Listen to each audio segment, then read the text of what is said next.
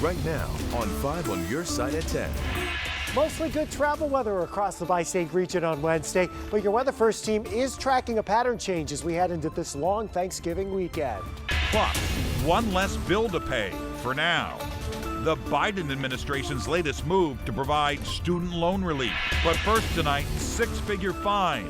The punishment for the operator of an Orlando amusement park ride where a Missouri teen fell to his death. It sends a message to the other people operating rides and amusement parks in Florida that you can be fined, that rules are in place for a reason.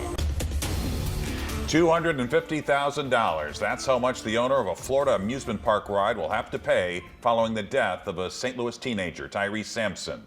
Good evening. I'm Mike Bush. And I'm Ann Allred. New tonight, our Brent Solomon has reaction from the attorney representing Tyree's mother. Brent? Well, Tyree's family has been vocal since day one. They want to see change and accountability. Today's news steps in the right direction, although their attorneys say their fight is just getting started. We won't soon forget the face of 14-year-old City Garden Montessori student Tyree Sampson, also known as Big Tick. In March, he fell to his death on a theme park ride while vacationing in Florida. Today, my department issued an administrative complaint alleging multiple violations of Florida law. The state is now imposing a $250,000 fine against the Slingshot Group. That's the company that owned the Free Fall ride.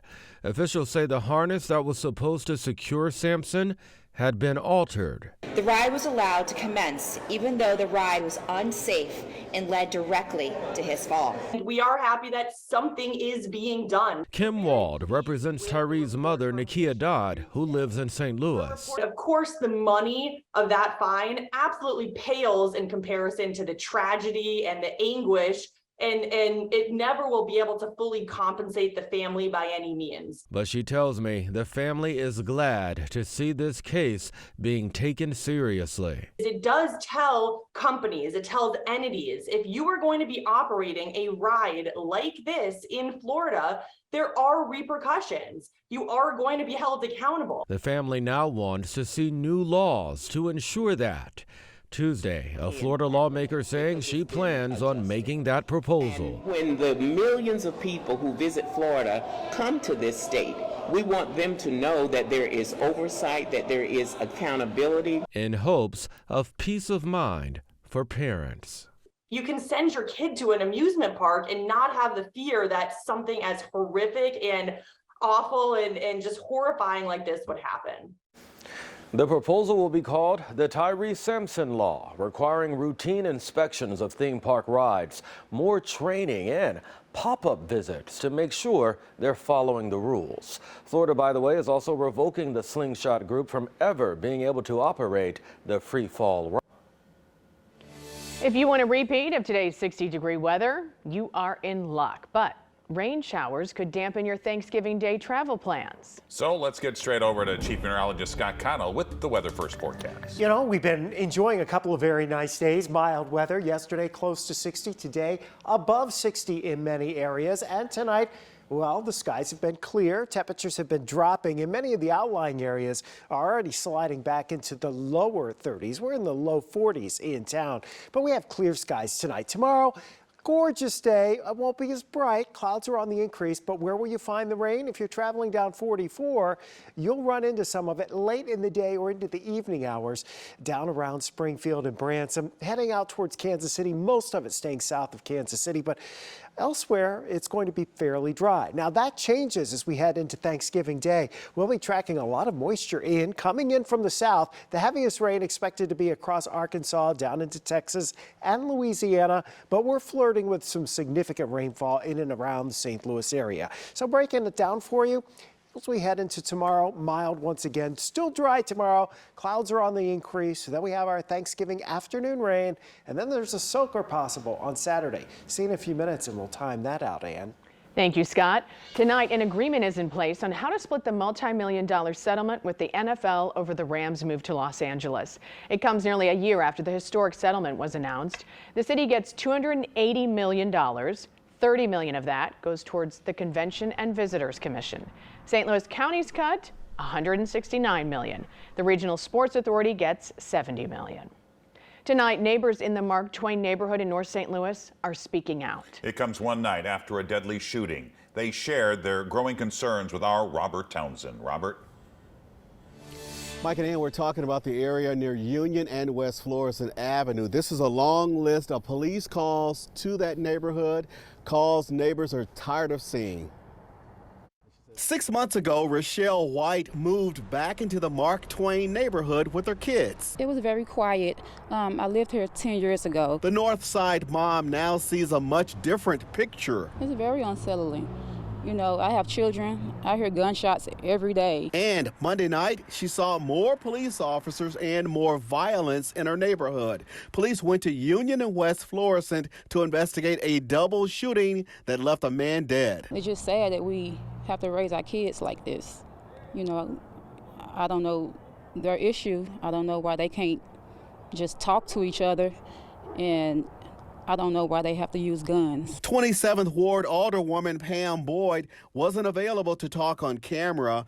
Boyd tells 5 on Your Side shootings, drug dealing, and other serious crimes have ruined this neighborhood for years. We checked with police, and they say in the past 4 years, they've been called to the area near Union and Hardy for a number of crimes, including multiple shots fired calls, a strong armed robbery, and a drug overdose. It's poverty-stricken.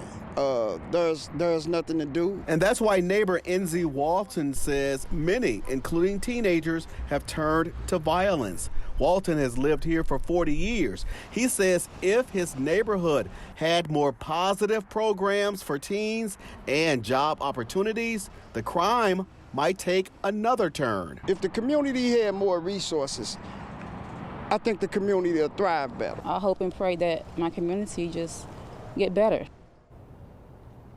Now, I also talked to a business owner. He tells me he thinks many people who don't live in Mark Twain go there and cause all these problems. He now plans to hold a meeting with City Hall. He'd like to see City Hall officials and neighbors come together and talk about these issues. I will definitely let you know if that happens. We're live downtown. Robert Townsend, 5 on Your Side. Tonight, a balloon release was held for a 13-year-old Metro East boy gunned down in a drive-by shooting. Friends, family, and neighbors gathered in Washington Park, not too far from where Johnny McCline was killed Saturday. 3 of his friends were also wounded. Johnny was a 7th grader at Mason Clark Middle School in East St. Louis. Police are still looking for the gunman. The city of St. Louis is narrowing down its search for a new police chief, and your input is needed. The city is holding a public town hall with the 3 finalists who have not been named. The town hall will take place December 6th at 6 p.m. at Vashon High School. A final decision is expected by the end of the year. Chief John Hayden retired earlier this year, and Michael Sack has served as interim chief. Tomorrow, Governor Mike Parson will announce his pick to be the next Missouri Attorney General. Eric Schmidt was elected to the U.S. Senate 2 weeks ago. He was Parsons' pick to replace Josh Hawley as AG after his election to the Senate in 2018. The governor will make his announcement at the state capitol tomorrow morning at 9:30. Our political editor, Mark Maxwell, will be in Jefferson City. You can look for his reports tomorrow on 5 on Your Side. Tonight, with his student loan forgiveness plan in limbo, President Biden is pausing federal student loan payments for another 6 months. New tonight, 5 on Your Side's Laura Barczewski talked with a local economist about what this means for borrowers. Laura? Mike and Ann, this is a big relief for students and families ahead of the holidays who are still dealing with the effects of inflation and other challenges. President Joe Biden says families with student loan debt don't have to worry about payments resuming in January. They'll now have more time while courts consider lawsuits challenging the debt relief plan. For that reason, the Secretary of Education is extending the pause on student loan payments while we seek relief from the courts, but no later than June 30, 2023, which would give the Supreme Court an opportunity to hear the case in its current term. Payments will resume 60 days after the pause ends. Congresswoman Cori Bush tweeted in support of the move, saying, quote, "The president has the legal authority to cancel student debt. Let's keep using every tool to deliver it." Webster University's director of the Center for Innovation, Joe Roberts, says there are a lot of students and graduates who are thankful for the pause. Instead of spending money on paying off the student loans, then you can spend that money on something else. So that is the immediate benefit for the consumers. Robert says just a few days before this announcement, many people received emails saying they're approved to receive anywhere from $10,000 to $20,000 in debt relief, but it was conditional due to lawsuits. The average debt is around $25,000 to $27,000. So the forgiveness of this up to $20,000 will make a huge impact in the amount of money people owe the government. Robert says this time in limbo can be the hardest part for people, but suggests if you can try to save some money during this time, the burden might not be as much whenever payments are due again. Thank you, Laura. Thanksgiving, just 2 days away. Tonight, hundreds of local families have a Thanksgiving meal secured thanks to the Urban League. Volunteers gave out 2,500 turkeys and all the trimmings today.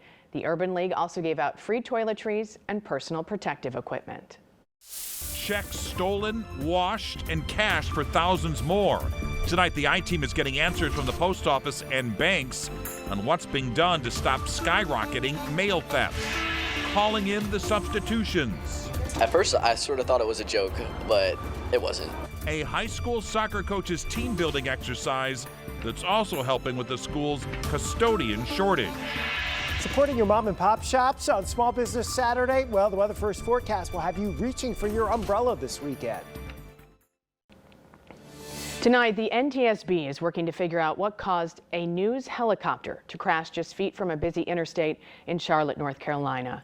The crash killed the pilot and a TV meteorologist. Police are calling the pilot a hero, saying he did all he could to avoid crashing on the highway, which could have caused more death and injury. A Missouri man is set to be executed 1 week from today, but a last-minute hearing may slow down the process. Kevin Johnson killed Kirkwood Police Sergeant William McEntee in 2005. Advocates argue bias and race played a factor in Johnson's death penalty. Oral arguments will take place Monday in front of the Missouri Supreme Court in hopes of delaying next week's execution. Tonight, a warning for anyone who uses the Postal Service as we head into the holidays. Thieves are continuing to steal checks from blue mailboxes, then they cash them for thousands of dollars. Our I-Team's been following this issue all year. And certainly in response, the Postmaster General and the USPS has beefed up the police service. No, they did the exact opposite. Mail thefts are such a big problem, it's gone all the way to Capitol Hill. A D.C. congresswoman has even filed a bill to put postal police officers back on patrol. In the meantime, victims like Elizabeth Gentili are suffering. Tonight, the I-Team's Christine Byers with what one local bank is doing to stop the problem. If you look, you can kind of see my 6 there. Elizabeth Gentili pays her elderly mother's bills. I wrote a $200 check to EMT to pay a bill. Her daughter mailed the check here at this blue box in the Tower Grove neighborhood. I noticed it wasn't cashed. 1 month later, it was cashed for $7,135 at a U.S. bank without the correct information on it. Gentili is not alone. The I-Team reported in April that mail carriers are getting robbed for their arrow keys at record rates. They're the master keys that open multiple blue boxes.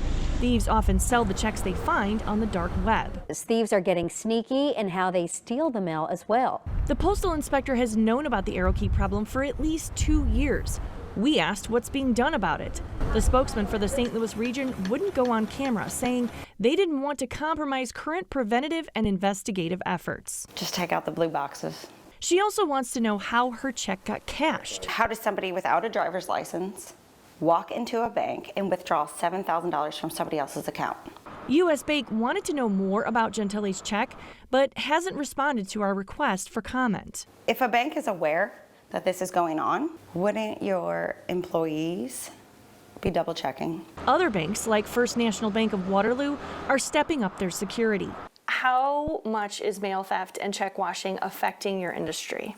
It's definitely been on the increase in the last few years. The I-Team asked Jenny Lanzafame to look at Gentili's check. What do you think of this check? I would say suspicious just from looking at it, from mainly that background ink that you see. Would you be shocked if I told you this was cashed for over $7,000? I wouldn't be shocked, but I would be shocked. Lanza-Fame is beefing up training for tellers on how to spot checks that have been washed. So they washed the whole thing except her signature and then wrote over it, which you can tell. She says the public isn't totally powerless. The best thing you can do is honestly look at your account, look at your activity, not just look at your balance. One of the first calls you make is to us when you see there's a problem. Gentili only uses blue boxes to mail cards without checks because she didn't get her money back for 3 months. She borrowed from friends and family just to stay afloat. How long are we going to allow this to happen to people? I mean, potentially $7,000. I could have lost a lot more. Mail theft is a federal crime, but postal inspectors aren't able to keep up. Gentili says no one from the postal inspector's office contacted her about her case, even though she reported it to St. Louis police. For more tips on how to protect yourself and your checks from mail theft, go to KSTK.com. The U.S. Attorney's Office tells the I-Team 16 people have been federally indicted for mail theft so far this year. U.S. Bank responded to the I-Team just a few hours ago. And they're urging customers to report any suspected fraud, but they declined to comment on Gentili's situation. Excuse me. But they are pleased it's resolved. A local district is experiencing a custodian shortage, so they've called in their JV soccer team as substitutes. Francis Howell Central High School soccer coach Taylor Yoakum decided to do something a little different for practice.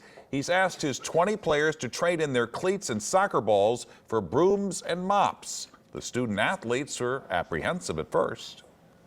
I didn't really want to clean the entire school, but then once we started, it was really fun. The janitors work really hard, and doing their work really put that into perspective. The fact that they saw it as an opportunity as part of the larger community to make a difference in this building was fantastic.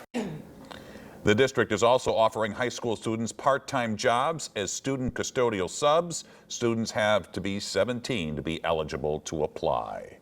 Well, the weather on Thanksgiving is on top of mind tonight, and Chief Meteorologist Scott Connell joins us now with the Weather First forecast. Excuse me, I'm alive. Sorry about that. Well, I saw you over there moving around. We're good. Want to make sure. Go get some water, Ann. Yes, All right. please. I will do Give that. a little time. I'm much better. Look at what's going on at the airport. They're lined up. Look at those taxi cabs out there. It is a busy night at Lambert. It will be a busy day tomorrow in and out of airports all across the country. And the good news is the weather seems to be cooperating, right? Nice weather continues into tomorrow. Now, Chesterfield's already down to 29, but it's 43 over in Greenville, Illinois. Farmington's 41, Rolla's 42. Well, why the big temperature difference?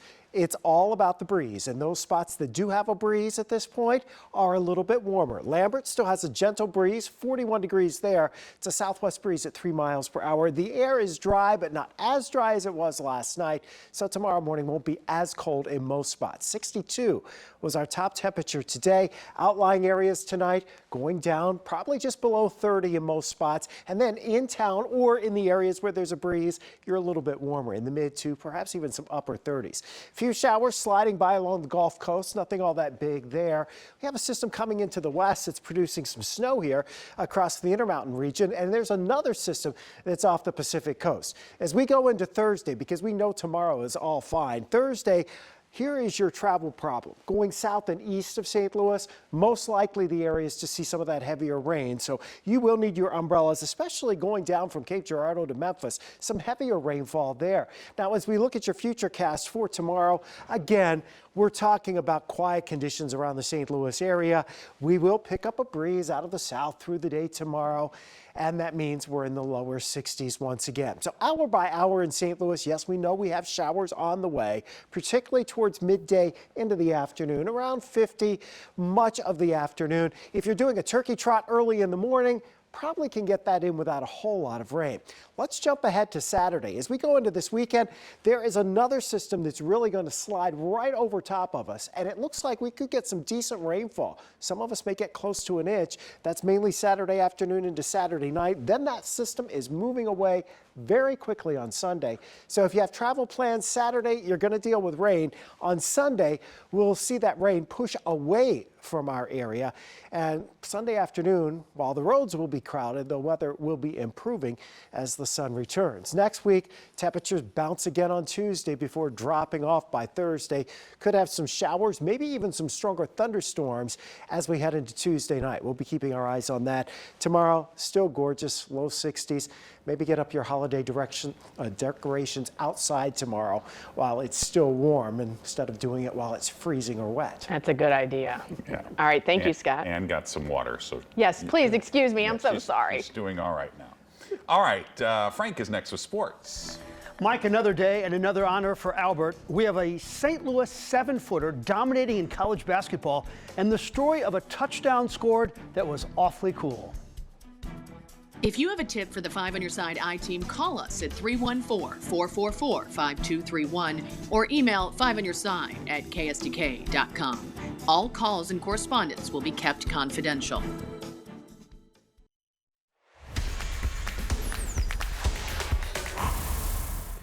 I couldn't fathom the possibility of the Blues not being appointment TV this winter. Don't have to. 12 days and 7 consecutive wins later, they are once again the sports story in our town. They're in Buffalo tomorrow. I don't think 80 inches of snow or the Sabres can stop this finely tuned machine. It's the first time, as we mentioned, in NHL history that a team follows an 8-game losing streak with a 7-game win streak. So what do you think of that stat, Justin Falk? Seems like one of those stats that you just call a stat. You make it up because you short of information on the day. That's all I got about that. Really, I don't know. That's hockey, you know. You stay with it, you keep fighting. You know, we were trying and it just wasn't clicking. And you know, I think we just put in a lot of good work and we got to maintain that. It's nice that we won 7 in a row, and what happened before was we weren't happy about. But we just got to keep trying to build something and keep going and know that it's a long year. Short of a world championship, I don't know how Albert Pujols' year could have gone any better. 700 homers, a division championship, the Musial Award, and tonight he won the Comeback Player of the Year award. Why not? 24 homers and a second half of batting .323 with a gaudy 1103 OPS, one of the highest of his glitzy career, and of course better than any season with the Angels. How could you vote for anybody else? World Cup in Qatar. Lionel Messi trying to win his first World Cup for Argentina. He scores on the penalty kick right there. But Saudi Arabia, the second lowest ranked country, Salam Al-Dosari had the game winner. King Salman declared a public holiday in Saudi Arabia after the win. A marquee matchup in college basketball. Number 10 Creighton facing number 9 Arkansas in Maui. The reason you should care, 7'1" Ryan Kalkbrenner. Now watch him on the defensive end and he says, just get the weak stuff out of here. We used to do stories on him when he played at Trinity. Now he's one of the best centers in America. He had 21 points, 7 rebounds tonight. Creighton knocks off Arkansas 90-87. One of the best stories in high school football happened at St. Dominic over the weekend. They beat Parkway Central 29-0 to advance to the semifinals against West Plains. And this Jackson Overton had a day to remember. Let me set this up. Check out number 6, Jackson Overton. Last year, he had an incredible season for St. Dominic, over 1,600 yards and 29 touchdowns. Well, in the Jamboree this year, before the season, he broke his collarbone, missed the entire year. What a shame for a senior. Last Friday, though, the doctor cleared him to play. And this was the very first time he touched the ball this season. It's a 42-yard touchdown in the quarterfinals. Oh my goodness. The football gods were paying attention. Hearing those words from the doctor, I mean, it's hard to put into words, but it was just, I was overcome with joy. Throwing my hands up, a touchdown celebration. Usually I'm pretty calm on the sideline and stuff like that, but I was obviously excited in a state quarterfinal game, and I was really excited for him. You know, once I saw that seam, I saw daylight, I knew, you know, this was my moment, that I wasn't gonna let anyone stop me. It was absolutely remarkable, to say the least. I love St. Dominic so much that I named my youngest son after that school. All right, thanks, Frank. Budweiser backlogged the King of Beer solution to a World Cup conundrum.